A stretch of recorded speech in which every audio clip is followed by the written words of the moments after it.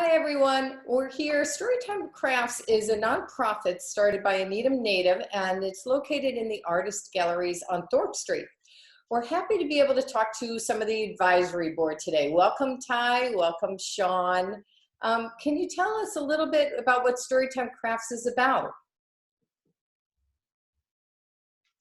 Sean, you take the lead on that one. You're a lot more hands-on than I am. So StoryTime Crafts is run by Lisa Vergara, and she is a Needham resident. And I came across StoryTime Crafts because I do the Read Boston program, and we're partnered with many Boston public schools. So I had met Lisa at the King School. She was doing an event for them, and she had made an unbelievably well-crafted chair using the covers of a Martin Luther King title for the King School. And I provided the read aloud. She brought the title and I did a read aloud. And then she also, because of her Storytime Crafts organization, she reaches out to different organizations and gets books donated, or she receives funding to purchase books. And she makes sure that, you know, basically communities and schools that don't have adequate book selections, she brings books to the school, and she also makes an unbelievable chair that's basically a cover of a book. And Hi, I know you wrote a book. Is she going to make a chair out of your book? I'm very fortunate that she's already made a chair. Yes. Oh, I didn't get to see it. Yeah, it's pretty amazing. If you go to my Instagram page and scroll down, you'll be able to see it. It really is incredibly well done. And I really admire her skill and craft to be able to promote the importance of reading as something as, you know, that spans off as a chair. Like he's like, okay, chair, books. Like other than sitting in a chair, you don't really get the connection. But then when you see how she uses her creativity to be able to adapt, repurpose this chair to make it into something that is so cemented in literature, I mean, it's really very inspiring. I think especially when it comes to encouraging and engaging our kids to read, to be able to do something, you know, as creative as repurpose a chair and turn your favorite book into a chair, or any book for that matter. It really is pretty inspiring. That's very cool. So what are some of the programs that Storytime Crafts is helping to support currently in today's environment? So right now, Storytime Crafts and Read Boston and the Red Cross and a few Boston public schools, we've been partnering for the past, I would say, 5 weeks now. It's been on Fridays throughout the city. There are food sites for families who need food and other necessities such as hygiene kits.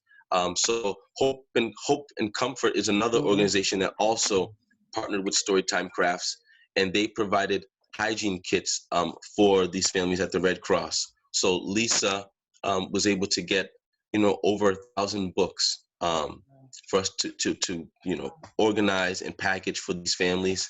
And every Friday we've been able to get them out. We average about 600 families on every Friday, and that's been really successful. Yeah. Sorry. And in addition to that, Claire. sorry, I'm a little late. Hi. Hi guys. Yeah. Ty, I'm gonna have to tell my son before we get off the phone that you're there. I think he'd love to like get to meet your author. He loves Danny Dollar and your books, and so maybe just for a moment he could get a video hi before we get off at the end. Video high five, fist bump, like, you know, whatever. Yes, thank you. And so I do have a question for the group, and then certainly, you know, if I've cut you off, I apologize. Okay, that's fine. My big question at this point in listening to what you all do, given that this is a very different time in all of our lives, what are you seeing as the biggest need for the organization now during the time of COVID-19? And that's actually, Lisa and I were just talking about that yesterday, because it's a great question, because I've known her for 3 years, and we've been doing book events at the Murphy School. She's brought over almost 10,000 books and 3,000 games over that time. Unbelievable.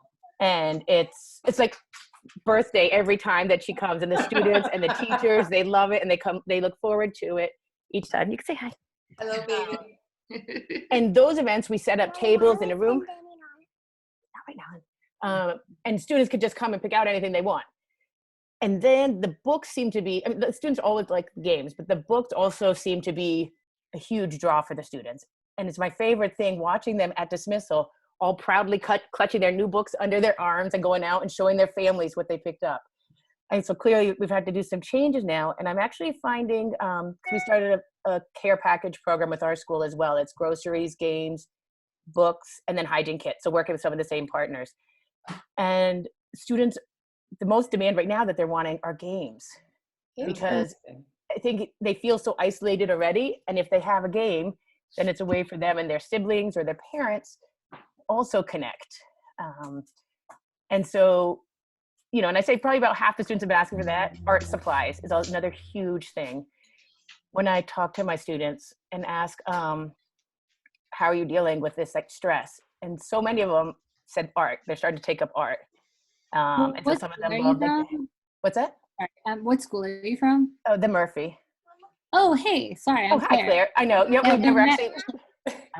You should connect because Ed Vester's just got many art kits, like thousands of art kits that I'm trying to get my hands on for our deliveries. And so we could probably loop you in.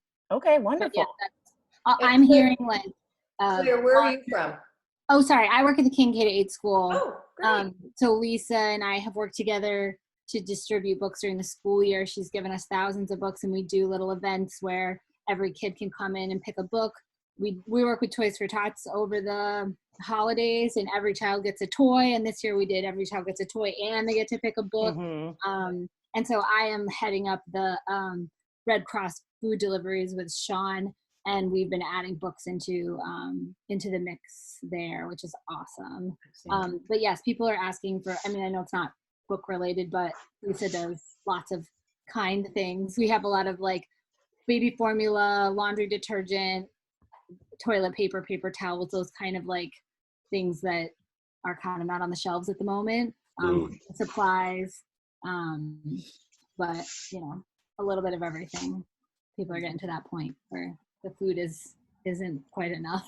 So Well, and the other part about that is I've been talking with some of my teachers that some of the students that struggled the most in school right now, we're learning that school was the problem for them. I think of a student in my homeroom that he and I worked really hard for him to just get 20 minutes without disrupting. And then that was like, I felt he earned his 100 because he made it 20 minutes without disrupting class. And so we worked a lot around his progress. I was measuring by behavior advances instead of just academic.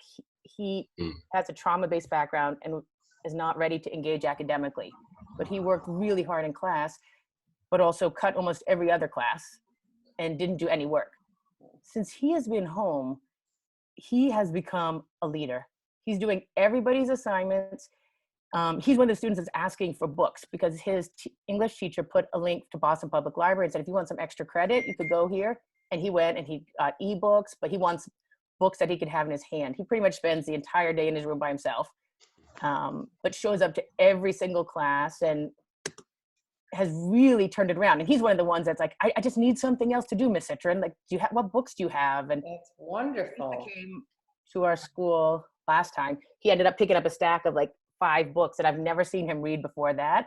But when he had his choice of anything in front of him, that's excited him. Yeah, That's wonderful.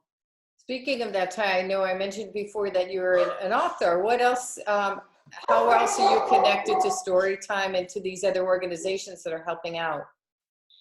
Oh, well, I don't know if, how to say it more bluntly, is that I'm actually almost more of a beneficiary of StoryTime, in addition to being an advocate, because, I mean, she has circulated hundreds of books around the Needham, Boston area.